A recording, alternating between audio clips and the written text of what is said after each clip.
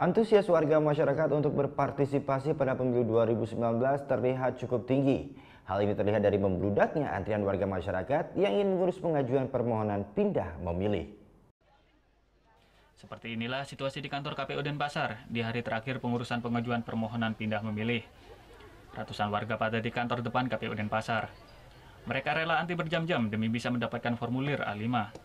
Membludaknya antrean warga juga sudah terjadi sejak beberapa hari sebelum hari terakhir pengurusan formulir A5.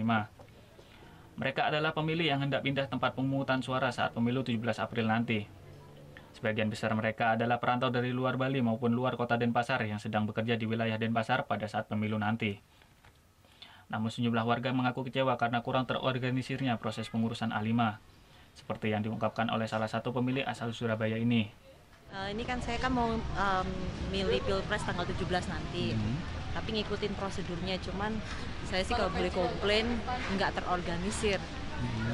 Jadi banyak banget yang calon pemilih yang mau ikut milih, tapi karena nggak terorganisir, akhirnya banyak yang pulang kecewa, bahkan pas pertengahan karena ada 3 kali proses kan, antrian, di tengah-tengah banyak yang pulang.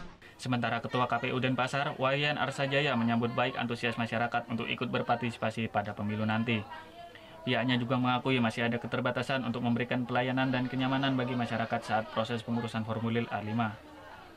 Namun sebenarnya warga tidak perlu menunggu lama jika semua syarat dan dokumen telah dilengkapi.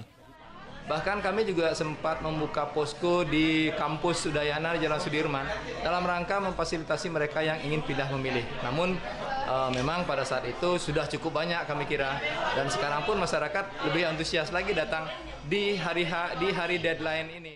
Rabu 10 April 2019 kemarin merupakan hari terakhir untuk mengurus formulir A5. Perpanjangan waktu pengurusan formulir A5 ini sesuai dengan putusan Mahkamah Konstitusi yang memutus batas waktu pemilih untuk mengurus pindah memilih 7 hari sebelum pengungutan 17 April nanti. Dalam aturan sebelumnya, batas waktu pengurus pindah memilih 30 hari sebelum hari pemungutan suara. Surya Sanjaya melaporkan untuk NET.